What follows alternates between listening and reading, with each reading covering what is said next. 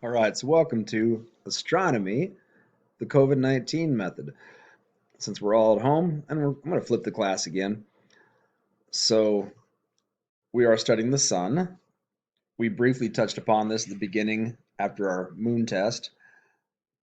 So I'm going to flip the notes here.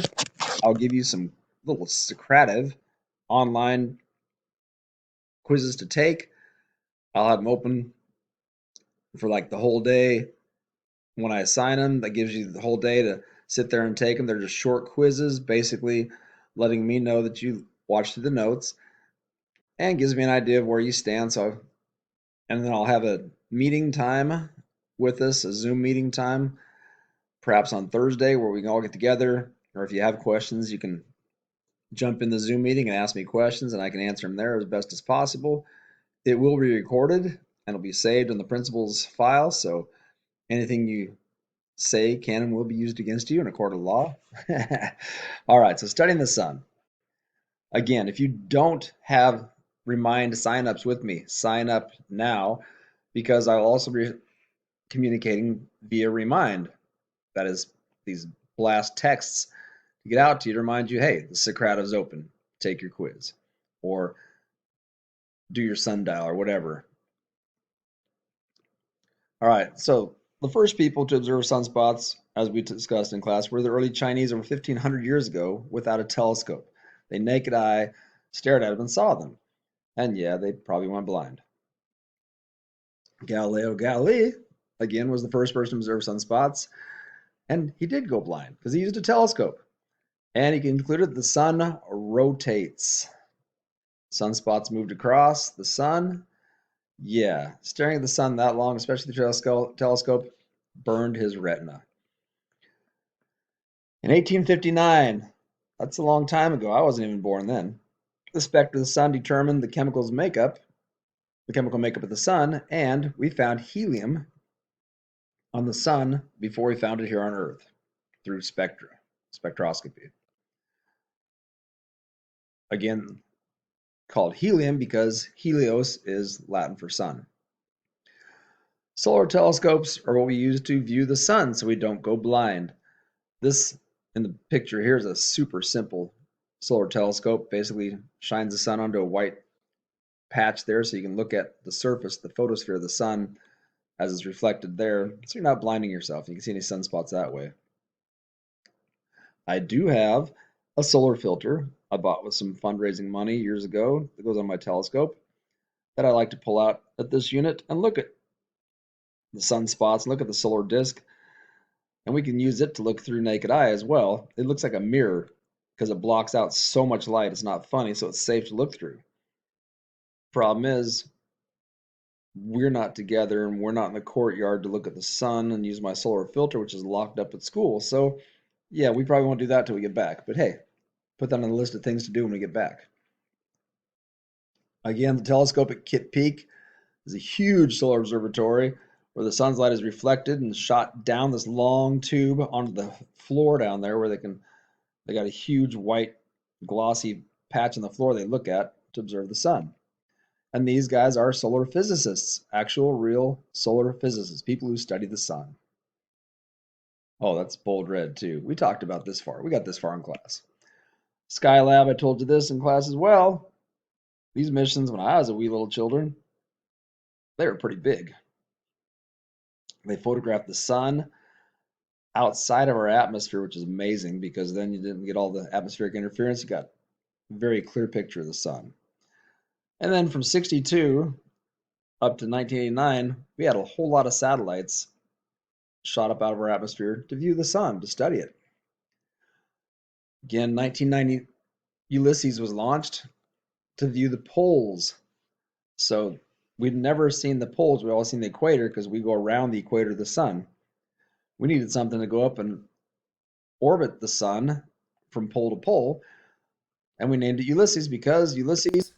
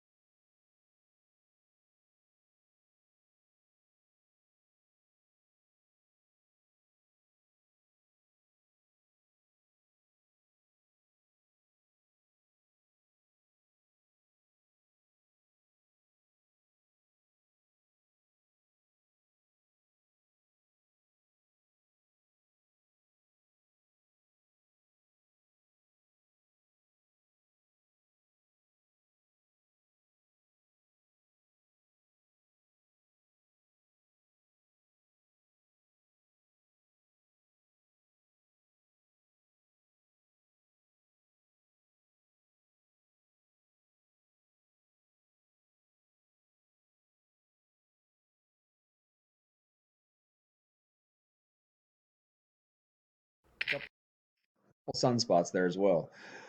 So it is 110 Earths wide. If you put 110 Earths side by side, that'd make the diameter of the sun. There's over 1 million Earths could fit inside the sun if it were hollow. So if the Earth were a gumball and the sun was a gumball machine, it'd take over 1 million Earths to pack it full.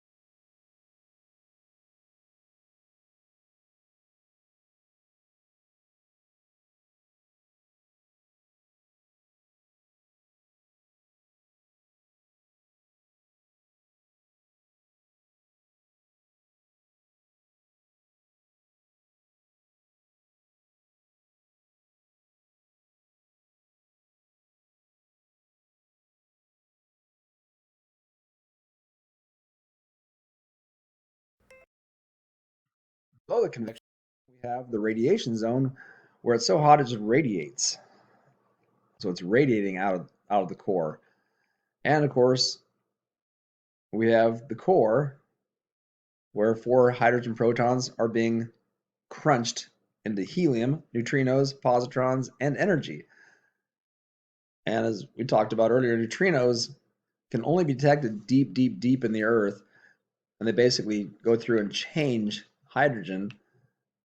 And when they bounce off that, it can be detected as the making of the radiation of radioactive hydrogen in big tanks. And even then, we're not that accurate. So here's the 7 zones to know. The core is the middle zone. The heat radiates out from the core in the radiation zone. From the radiation zone, it cools off to be a convection zone where it can convect in gases. At the top of the convection zone, we see that yellow, bright photosphere, which we see. Above the photosphere is the chromosphere. It's reddish. Above the chromosphere, we have the corona. Notice I left the transition zone out. Don't worry about that. We have the corona, the crown. And then the farthest thing, which reaches way beyond us, is the solar winds. Solar winds are what react with our magnetosphere to make auroras. We'll talk about that later. Okay, so here are the neutrinos. They are detected by underground detectors. So you got to get way underneath there. Shields them from the cosmic rays that could mimic a neutrino signal in the detector. That's why we had to get so low. Okay, so good enough. Bore you with all that junk. The internal structure of the sun, again, core, radiation zone, convection zone, photosphere, chromosphere, corona, and then outside the radiation zone. Those are the 7 zones to know. There's a nice little cutaway diagram to look at it again. Solar prominences, huge waves of gas being shot up off the photosphere, and you can put Earths underneath these arches of flames. These are some excellent pictures here. So they're flame-like arches extending from the photosphere into the corona. They can last several hours. They're very slow and huge. I mentioned they're huge. They may extend millions of kilometers above the photosphere. Millions. A huge prominence blast away from the sun, April 19th, that's about 10 years ago.